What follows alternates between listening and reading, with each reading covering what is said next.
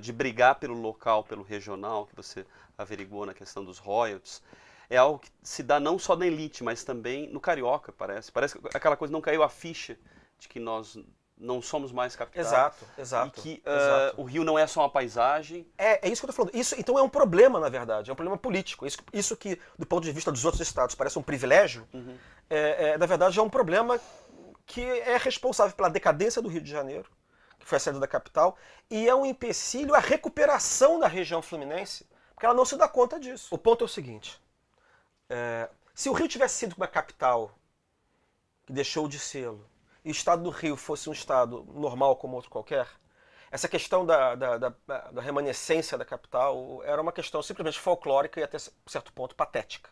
Né? E eu não duvido que os outros estados nos vejam assim, de alguma maneira. Aí é um problema de decadência, é um problema de não cair a ficha. Sim, e tal. Não.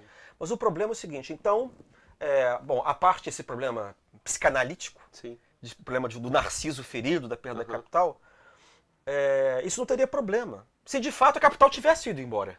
Sim. O problema central é que a capital não foi embora. E isso é que as pessoas não sabem. Você tem mais de 50 órgãos federais que estão no Rio de Janeiro. Não é? Eu posso abrir aqui, eu peço licença, para mencionar apenas alguns que me parecem os mais, não digo relevantes, mas aqueles são mais dignos de nota. Nós temos a Agência Nacional de Cinema, a Fundação Biblioteca Nacional, a Fundação Casa de Rui Barbosa, a Fundação Nacional de Arte, o Instituto Brasileiro de Museus, o Instituto do Patrimônio Histórico e Artístico Nacional, nós temos a Fiocruz, nós temos o INCA, nós temos a Agência Nacional do Petróleo, nós temos a Petrobras, nós temos a Eletrobras, nós temos a Companhia de Pesquisa de Recursos Minerais. O Ministério da Defesa inteira, praticamente. Nós temos praticamente o Ministério da Marinha, está todo no Rio, quer dizer, o Comando da Marinha está todo no Rio. Tá?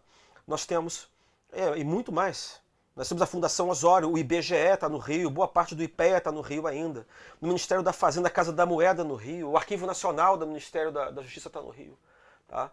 E além disso, repito assim, a gente tem, é o único estado da federação que tem um perfil de distribuição do funcionalismo público idêntico ao de Brasília, tendo mais funcionários públicos federais do que estaduais.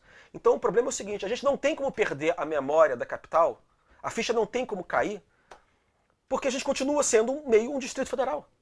Então essa conversão do sentimento de ser capital na conversão de um sentimento de ser estado, ela não vai acontecer nunca. Porque você pode dizer, então é só levar esse monte de negócio para Brasília.